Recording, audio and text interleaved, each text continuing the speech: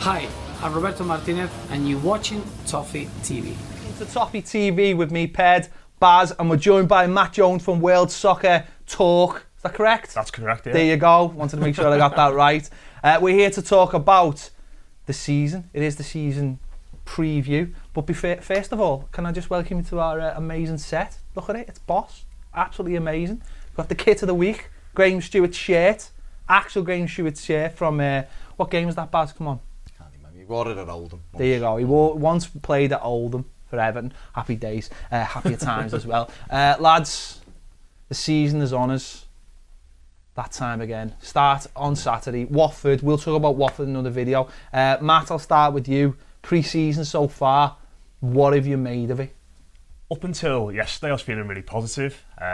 Mainly just comparing it to last season as a whole and how disorganised it was. We had the core of the squad back. We had a lot of key players in the team. A lot of the games we played were sides that I think were resemblance of our first 11. But yesterday, I tried to detach myself away from the emotion of it all, really, and looked at the team as a whole. And I think when that side came off for the second half, and we had Stephen Naismith up front, Ross Barkley on one wing, Tom Cleverley on the other, and Leon Osman off him, and Delafeu is injured, Kevin Morales is injured, Lukaku unsure on whether he's going to be fit, and that could easily be the team that starts on Saturday. And it did kind of ring home a little bit that we are really short in a lot of areas, especially at the top end of the pitch, but in others as well. Centre back, John Stones, another doubt. So I think we're in better shape than last season, but I think there's a lot of areas of the squad which haven't been addressed. And if we encounter the same sorts of problems that we did last year, I'm not entirely sure we're fully equipped to overcome teams who sit in and make it tough for us. Yeah. We're sitting here week on week out, Baz, haven't we, pre-season?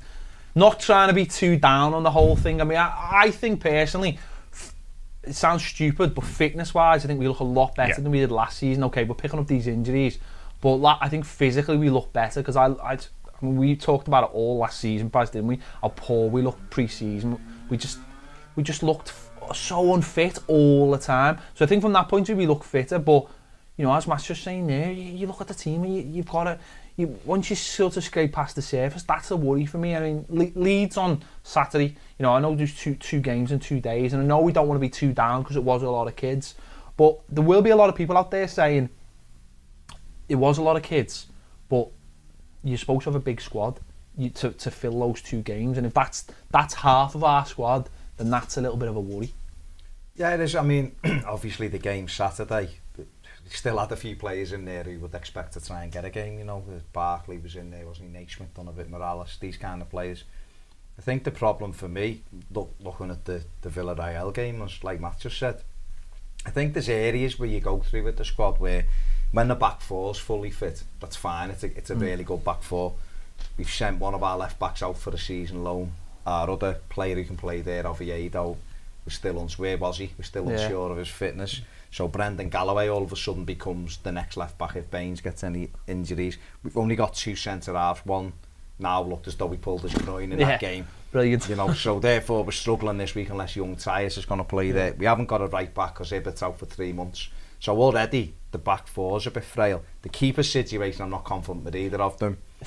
Midfield. Well, I'm not. But it's just everywhere. This has suddenly gone downhill very quickly. No, it hasn't. Midfield. I think we're okay. I think we've got a decent midfield. I think Barry's good. I think Barry's okay. I think McCarthy's good. I think Bezic, when he's fit, can do a job. We've got Cleverley, Barkley, Osman. Is the worry though? Well, you've just said that, Matt. I mean, they all play in the same position. Yeah. We've got 8 centre midfielders. Yeah. Is that a bit of a worry? Well, it is a worry. But you didn't let me finish. But the area where it's getting me down. Someone come back to me the other day when I said we've got Lukaku, who's our main striker, which we all know. Under that we've got Kone, and Morales can't play up front no matter what anyone says. He's tired and he can't do it. And Stephen Naismith is Stephen Naismith. So for me, we've got. I don't know if that's a compliment or not. Well, no, Stephen Naismith isn't a striker and he's not a midfielder. So he's for me, and people might like it, they mightn't. He's a poor man's Tim Cahill. He'll get you important goals at times, but where you play him, I'm not sure. So if I was, it's up front, that final third terrifies me. And I watched it against Villarreal, like I said before, it was almost shambolic. and it was quite sad to me, and I tweeted this after the game, that it's sad when your best strike partners are a lad on who's a guest and a 43-year-old coach. Yeah, that is slightly worrying. That is slightly worrying. I mean, I look at that squad, and you know, as I mentioned, I looked at the Leeds game, and there's not much. And I know a lot of people want to. It's great to go, yeah, but we've got Brendan Galloway, we've got Titus Brannan, and we've got these kids coming through. You say Titus Bramble? No, I definitely didn't say Titus Brannan. Titus Brannan, cross between the two. That's his new nickname, isn't it? Bad game. That's what he's going to be that's called. That's who he will be. But I look at that, and you know, we've seen plenty of pre-seasons with plenty of kids playing who do look great. They look great. Wow, you played them against Dundee, and they look great. And then the next minute, look at Chris Long. You know, we all thought he looked great, and then he's playing for Burnley now. And that's sort of my worry, is that you've got all people are quick to go, it's all right, the squad looks great, we've got these kids. But if these kids get thrown in too early, we've seen what that happens as well. And I think there's got to be a lot of impetus on the main players. We done an interview with Roberto at the end of the season, and he said about reducing the size of the squad, because obviously he wants almost a David Moyes situation where you've got 1 to 11 are very good, and then you've got 2, maybe 3 who can come on.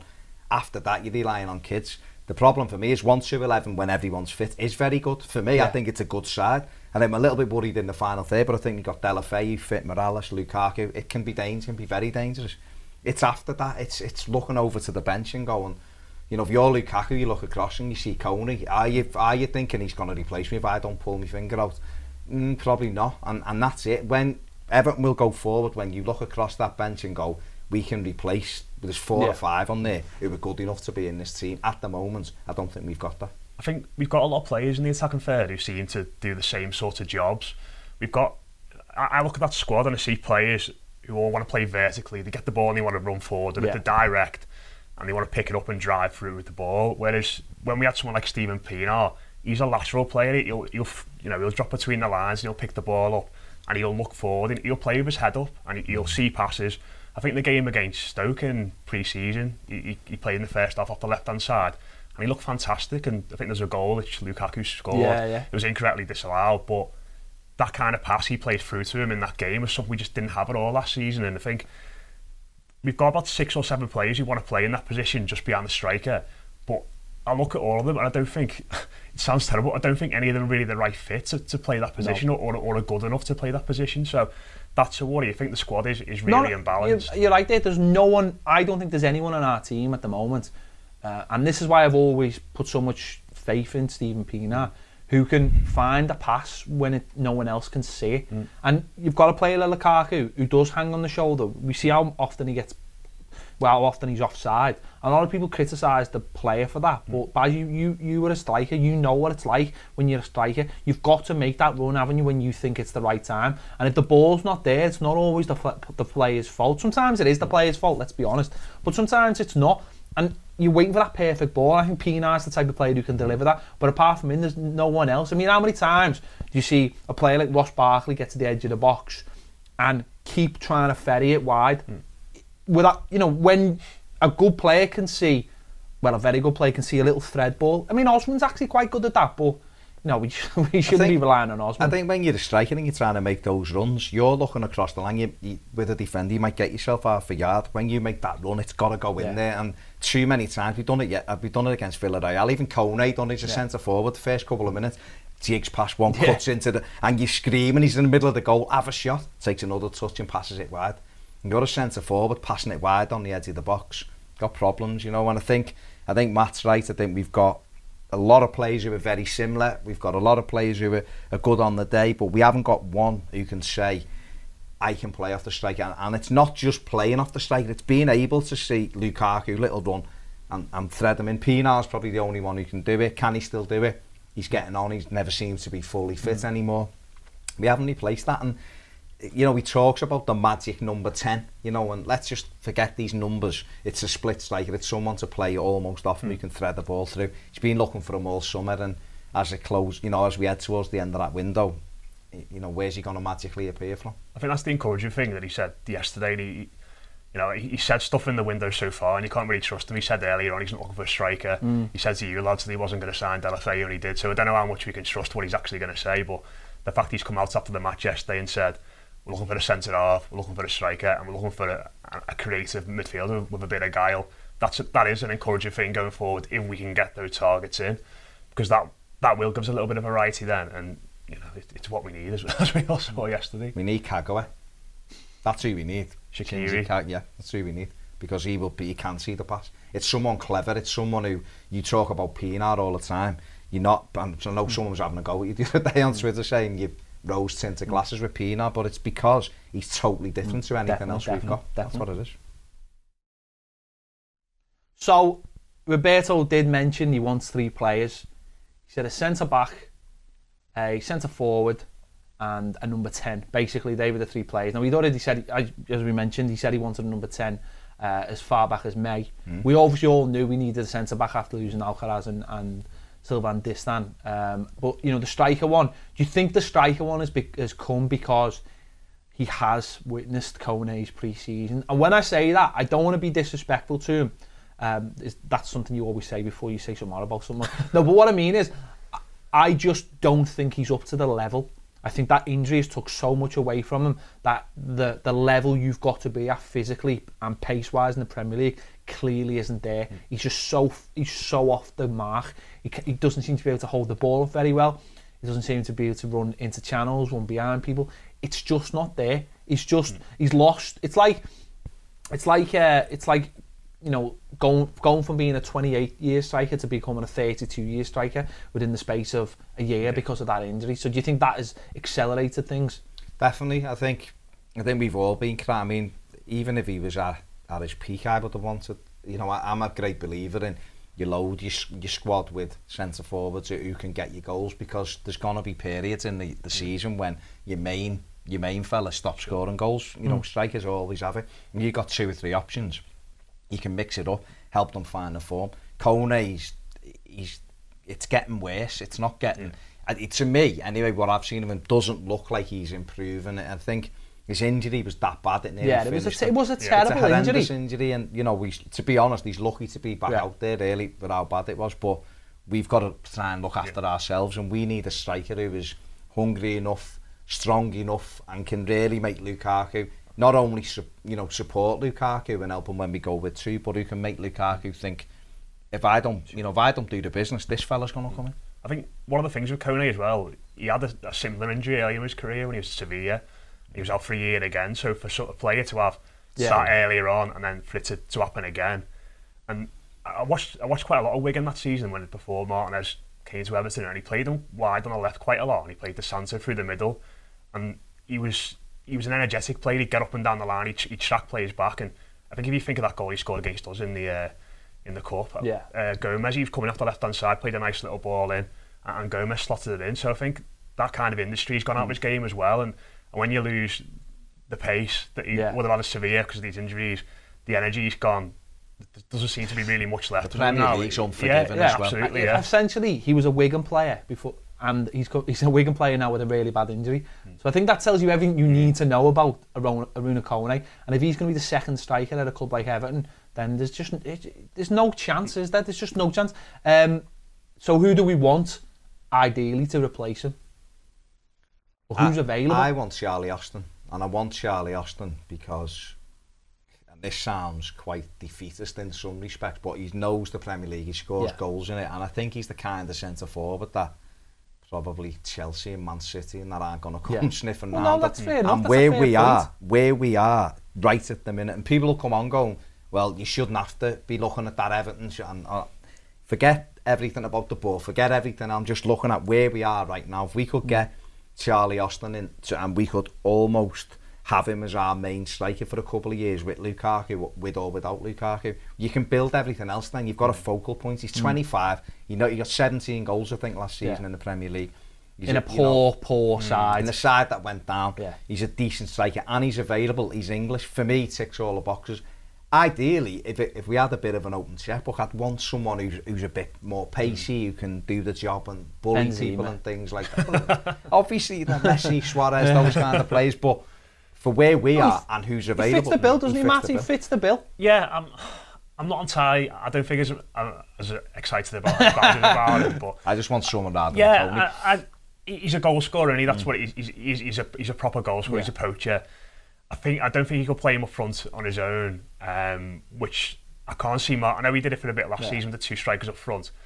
I know we were talking before about you think Lukaku could probably play a bit more withdrawn and make those runs from deep, but he wouldn't be my first choice, to be honest. Well, who would you be your first choice? I don't know. Matt. I don't know. You've probably got me on a guest there with some insight, but I couldn't tell you off the top of my head. It is hard though, isn't it? Because at the end of the day, and I think this is going back to what you just said, Baz, strikers cost a lot of money, exactly, and they're not always going to be available. Crystal Palace have paid £9 million for Conor Wickham today. He's never scored more than five goals in a Premier League season. So the biggest thing is, you're right with Charlie Austin. This has been a thing. Last year I was looking at him, was hot and cold with him.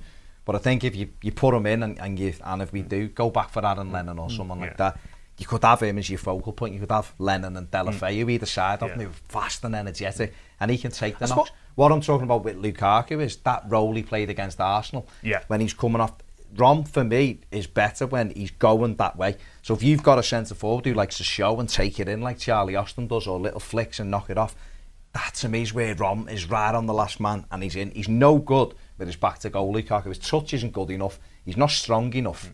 He should be. He's built. He should be. But at the moment, I think what's quite interesting is, Charlie Austin is Liverpool have just got Danny Ings. He was effectively, Austin's replacement. And did he score more goals than Austin did last season? I think no, he was no. I don't think he did. So there you go. So if you want to have comparisons of players and playing in similar teams, I think Austin could be the better. He's going to cost more money, obviously, but I think Listen, our second choice striker has scored as many goals as Tim Howard. And that's it. That says it all. And that to me. If you like stats, there's a good stat. I won't be disappointed if we got him. That's not what I'm saying. Because we want you to give us like an exotic European. I know, I got you on to tell us who the hottest player was in Mallorca. But probably loads. There's about 95 there at the moment. You just mentioned Liverpool, then they've got about 6 centre forwards now. And like you said, if you get an injury throughout the season or someone picks up a suspension, we've seen with Lukaku, he's picked up knocks since he's been here. So you do need someone who can come in and just get on the end of the lad's doubtful for Saturday. There you go, but that's half the problem, and I don't think people understand this. All I keep hearing on Twitter is, well, our best 11's great. It's the same best 11 that finished 5th 2 years ago. But look at Barry last season. The lad never got a rest. Oh. And it showed. Well, it did show, and you never got a rest for you never got a rest from me. So, no, but it showed, didn't it? Because when the times were tough, he was playing every week. And again, we'll go back to that. We asked Martinez, and Martinez said, "I had to play him every week. I haven't got anyone who's like him," and it took a toll on him. And I think people don't understand that. You can't play every single player week in and week out. Not even Lukaku can play week in and week out. It takes a strain on you. Look at Lukaku when he had that little break over Christmas. He's Kone come in, he scored against Newcastle, and he said that refreshed me, even if it was just a couple of games, just to have a little bit of a break. You need that, but not every player can play week in, week out. The other thing it's a squad game. Rom's young, he's a young centre forward, and he's got it all on his shoulders. Like you just mentioned there with Liverpool, they've got an embarrassment to riches. Now, people mightn't choose all of Liverpool's strikers, but I'd rather have 6 than 1. Yeah, absolutely. And so for me, well, 1 and, whatever, you say half.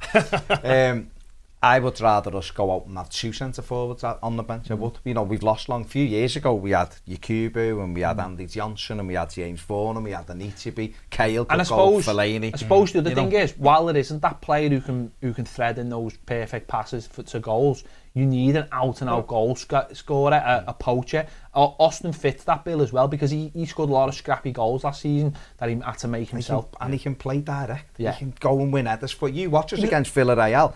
We're marvellous at passing it round for 2/3 of the pitch. We're great. We're as good as them in passing it round. Got to the final third, and their number 9, Gerrard, was absolutely fantastic. He was taking balls in, turning both ways with it. And you just look at a striker, and when Wayne Rooney come on, it just hammered home. So I was quite sad actually, because it hammered. What it was the ball got played to him. He just burst at the goal, and you're looking going, oh my God, that's what it looks like to have a proper striker who's dangerous. It was unbelievable. It's like having a boss car from renting it. You go away for the weekend, you rent a boss car, and you're just like, yes, I'm going to take this to bits. This is amazing. And you want it back? On a Monday, you go back to your old normal car, and like, yeah, I feel bad now. I feel bad, but no, it was like that. The number 10 position is going to be even harder to fill, I think. You know, Matt, come on. Shaqiri. Yeah. I still want Nolito. I'm sorry. I don't care. He's going to Barcelona. Well, apparently he is going to Barcelona. See, I said months ago go and sign him, and now Barca are going to sign him. But I think he probably not going to get him, but I think he will fit the bill. Shaqiri, he'd be hungry to prove himself. Yeah. He can play across the line, he can play behind the striker, on either flank. He's fast, he's dynamic, he can pick a pass. 12 million's not a lot, is it? Not for a player for like that. He's only 23. Not now, the TV money's arrived, eh? Sky money's in there. Centre-backs, anyone think of a good centre-back? Or does it really matter? Seen us linked with the lad Dragovic, who played for Kiev last season against us. And I put a tweet out at the time afterwards saying, I think he was linked with Arsenal and Manchester United. And he was outstanding that night. He was tall, commanding, great on the ball. I think the price quoted there was about €10 million. So he'd be one I'd like to look at. I think, especially you're talking like a third choice centre back. I think you could probably pick someone up in Eastern Europe, Eastern European kind of club for decent money, and those players, the wages are just going to go. Probably we need to be very quick by the looks of it this week, don't we? Yeah, I think it needs to be sorted quite quickly as well. So hopefully we get that sorted soon.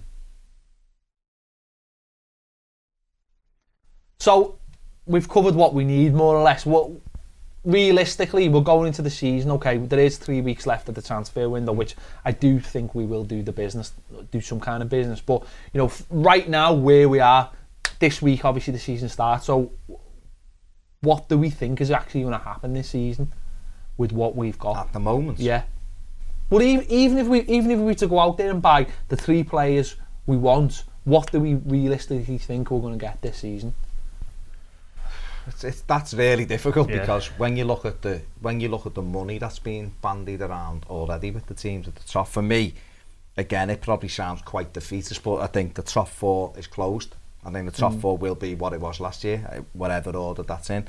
I think you've got Liverpool and top. Liverpool spent a hell of a lot of money again this summer.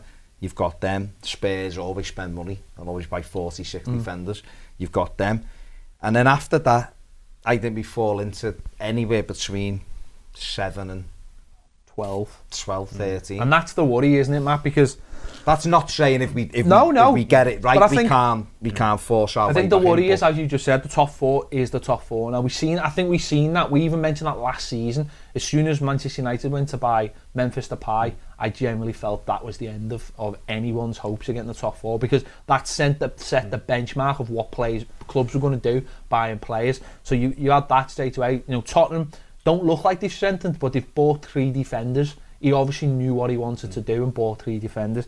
Liverpool have bought 8 million players, and that's they've gone out there and bought loads. And loads of people go, well, that's not the way to do it.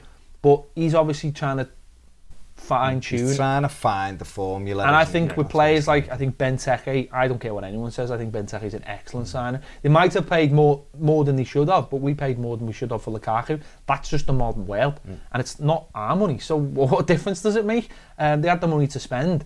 And then you look at Stoke, spent money. Swansea, spent money. West Ham, spent money.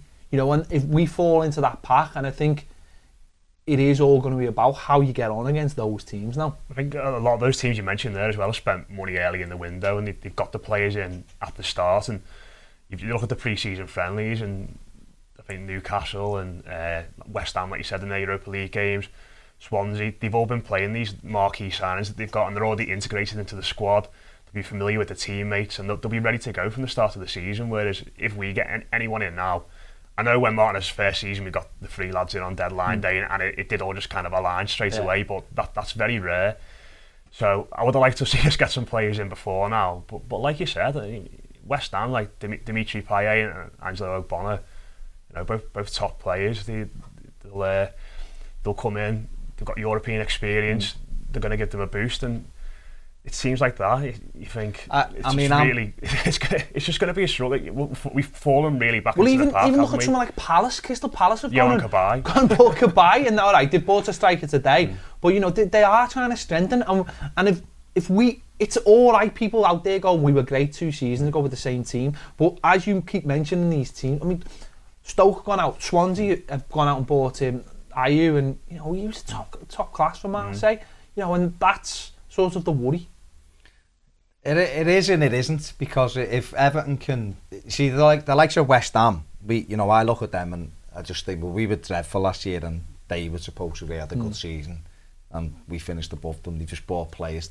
These teams are trying to get, in my opinion, they're trying to get to Everton's level. Right? However, for all the reasons I said before, if we start picking up 2 injuries very quickly, especially if it's Lukaku, we lose a centre forward.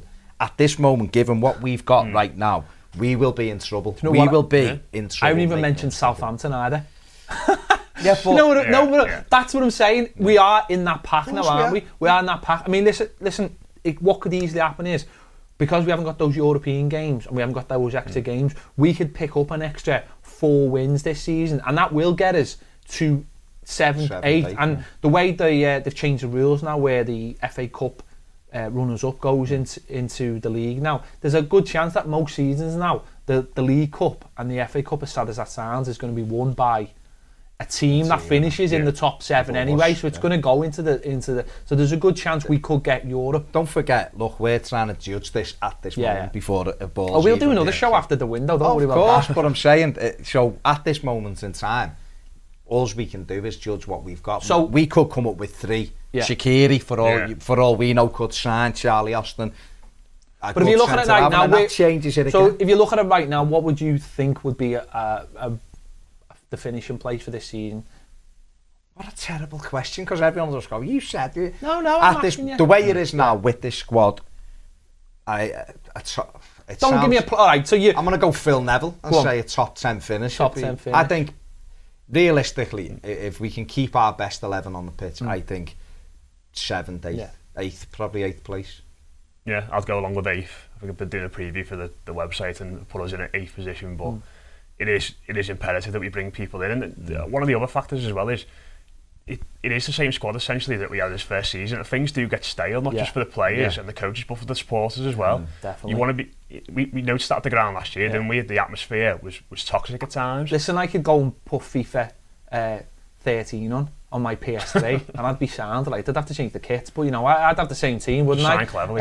Just sign cleverly. Someone done the FIFA graphic, didn't he? And they done his best 11 from 2 years ago, and our best 11 now, arguably, and it's exactly pretty much the same. Maybe well, cleverly. It's exactly the same. Maybe cleverly, innit? So if we say that for the league, we're a little bit down on the league. I mean, but that's just the way. The cups are going to be the way to go, aren't they, this season? The League Cup for me, and I think for a lot of people, is going to be the number one thing. Put as much into the League Cup as he put into the Europa League last season. I think that's definitely the way to go. Most definitely, it's our best route to silverware. Well, can I just throw this grenade? Is it an absolute pain in the arse then that those first 10 games are horrendous, and that those first couple of rounds where we normally stumble fall in on it? You could look at it the other way though, then, couldn't you, as well? There's no pressure on those games, sort of things. We might feel like, I might take this player out there. People will probably be annoyed about that because they were annoyed about us taking the Europa League a bit seriously last year. But I think you mentioned there the top 4 is essentially a closed shop now. 5th and 6th look secure as well. I'd rather us finish 13th, 14th and have a crack at the league. So definitely, so we're playing Tuesday night in the League Cup, and on the Saturday or the Sunday we've got a decent team, which we will be for the fair, because I'm sure people out there will know how it all falls together. But would you rather see this Tuesday being the number one priority, getting through in that League Cup, rather than the game on the Sunday? I won't rotate the whole team like he did at time last season, because early in this, I think that was one of the main issues last year. He rotated too much. We played Crystal Palace 5 weeks into the season after the Europa League game, and he changed the whole side. It's 5 weeks into the campaign, and you mentioned the team looks a lot fitter now. They look quite sharp at times in pre-season, so I don't think there will be a need for wholesale changes. You've got to be astute, and you've got to rotate certain players you feel you can get away with at times when you're playing that calibre of opposition and you want to go all out and win the cup as well. But it's getting that balance right, and it's something he didn't have last year. I think you've got to, if we get drawn at home to a second division side or whatever in the first round, you've got to play your best 11. Get it 4-0 up after an hour, and then take off your 3 men and throw on a couple of your kids, Galloway, or play Conor McElhenney, those kind of players in further positions. Get through those rounds, because once you look at how many teams have been in those finals over the last few years. Our Everton, nowhere near it. That's been the problem, hasn't it? And the FA Cup, we're seeing an increase now in teams in that top 4 taking it serious now, looking, going, well, It's as if the pennies dropped that there's actually only 3 cups you can win, or like the Champions League as well. They want silverware because Arsenal validated their spending and their creativity last 2 seasons by winning the FA Cup, and that's what you've got to do. So the FA Cup is becoming almost a bit harder nowadays. So for me, it's the priority should be the League Cup. Can you let's just throw in very quickly before we wrap up? Is there who do you think will stand out for Everton this season? Who do you think is going to turn out to be? I don't want to say player of the season, but who do you think is going to be the player that is going to be player of the season? Can we throw a name in now? Charlie Austin. Amazing. I think Delafeu will be our most important player. That's a good shout. On for it. John Stones. Yeah, well, that's another. There you go. He's throwing it in. He's gone there. Gone there. We might have to do a new show on the 2nd of September.